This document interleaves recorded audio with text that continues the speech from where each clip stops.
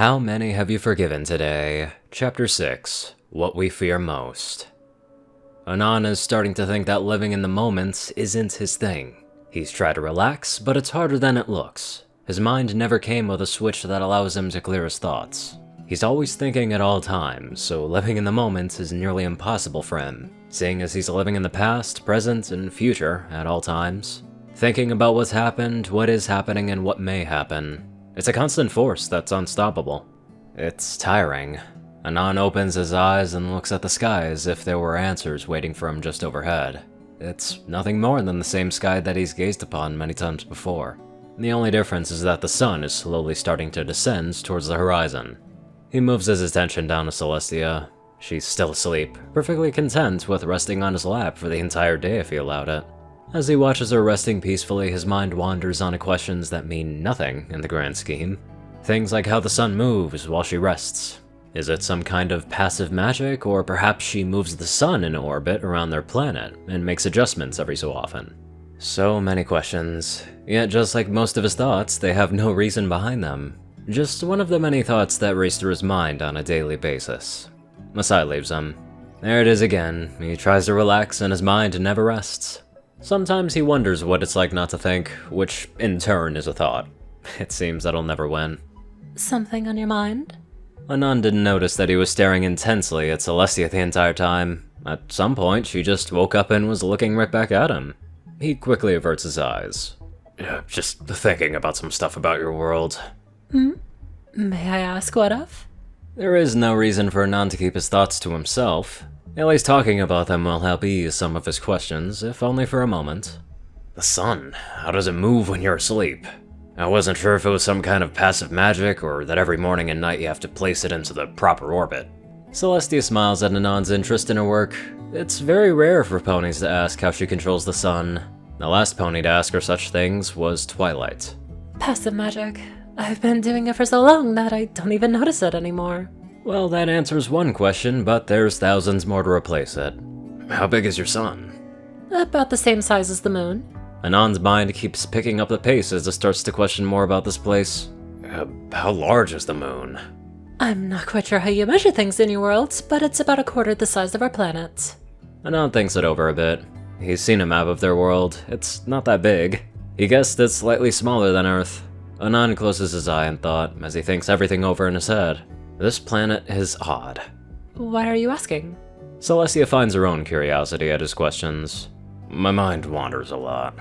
Celestia thinks back to a pony that she hasn't thought of in a long time. In so many ways, they have a lot in common.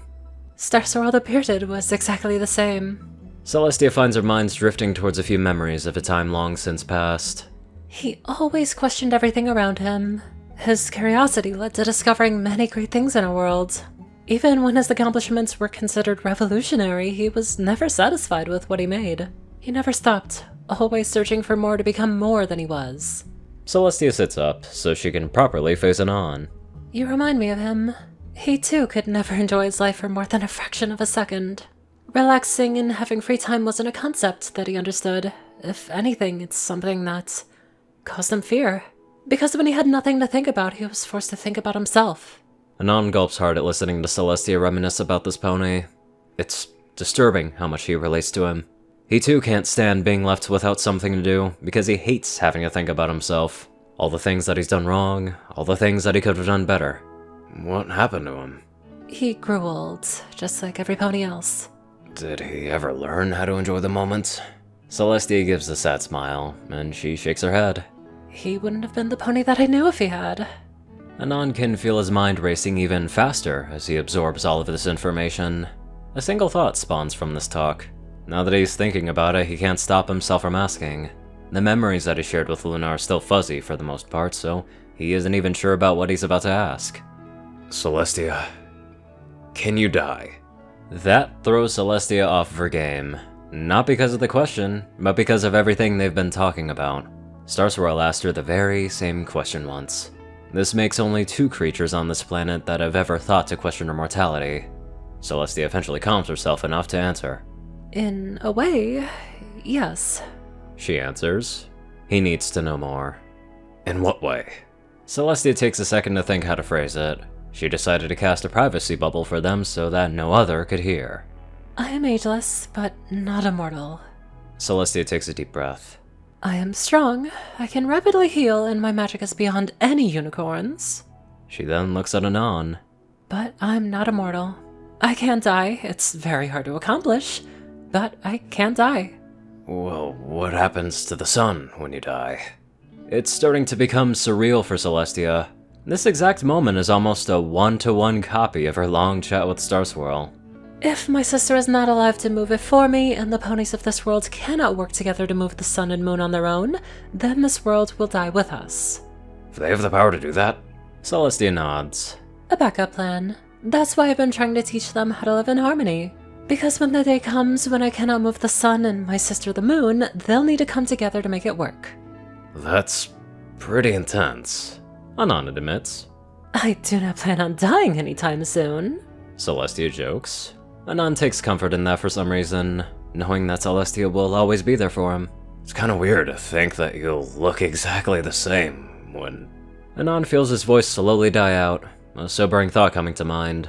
Celestia can feel conflicting emotions inside of him, but he looks over at her with a smile. We should get back to the castle. Anon gets up and starts to walk away. Celestia is frozen in place. She can't fight this troubled feeling that has left a pit in her stomach. Something about Anon's words make her feel sick deep down inside, but she's too concerned over him to give it much thought. Celestia follows after Anon before he's too far ahead of her. Pinky is lying on her back in bed with a large smile on her face as she hugs one of her pillows. It's been a while since she last visited Anon, and he went ahead and invited her to a party. Her, Pinky, the pony that throws parties for others. She rolls over onto her side, still holding the pillow. She comes face to face with Gummy, who's sitting atop another pillow beside her. Can you believe it, Gummy? Anon invited me to a party! It's been a while since we've seen each other. I swear it's been 5 ever! Gummy just looks at her with that blank expression of his, licking one of his eyes with his tongue. 5 ever is longer than forever, Gummy. I'm just happy to see Anon again. She sits up in her bed and looks around the room. The entire place is just the way Anon left it. I hope Anon's alright with me staying at his place. I just couldn't take the thought of all of his hard work going to waste. Having my own place is different, but the good kind of different. Right, Gummy? Pinky looks over to where Gummy was, but notices that he's gone. Hey, where'd you go? Pinky hops out of bed and tears the covers off. Gummy isn't anywhere in sight. She hears something coming from the kitchen. She runs down the stairs and quickly enters. The sound is coming from one of the cabinets. Pinky pulls over one of the chairs and quickly looks inside. She finds Gummy sitting in Anon's tea set. Gummy, what have I told you about getting into the cabinets? Pinky uses her spit curl to grab Gummy and set him on the counter. She has to admit that adjusting to Anon's house was a bit hard, seeing as everything is taller than normal. But still, Pinky gets around well enough. It's not all bad. Sleeping in his huge bed is great. Oh, how about I make you something special? A bit of a celebration for the upcoming party. Gummy doesn't say anything in response. Were you expecting as much? Pinky whistles a happy tune as she heads over to the fridge. Maybe she'll even make a cake for Anon. Yeah, she thinks that'll definitely work. Pinky feels her ears swivel towards the kitchen door as someone approaches. Is everything alright in here? A monotone voice asks. Pinky looks over her withers and smiles brightly. Everything is fine, Maud. She then takes in a large gasp as an idea comes to her. Oh, Maud, you should totally meet my friend Anon. I'm sure you two will hit it off. I guess. Don't worry, we have time to prepare. The party isn't for a few days. Okay. Maud walks out of the kitchen. Pinky can feel her heart racing. She can't wait until Anon can meet her sister. She knows that they'll get along. I'm pretty sure when they get past the whole monotone sort of thing, they will get along just fine. Now let's get on to our super friendly donators. Top donators are 630, J Tinman, Darkside, Only One Thing, Dash of Evergreen, and Ceru Orion. Rayden, Narwhals, Black Moonheart, Pastel Skies, Austin Rollins, Crazy Killer 557, Stu Hex, Sword Brother and Mordred, Omicron Library, Will, Chris, Twinkie, Hadzaza, Riot Soul, Iron Sky, Badass Waffle, and many more fabulous people. Thank you all so much for watching this video and live life to the fullest.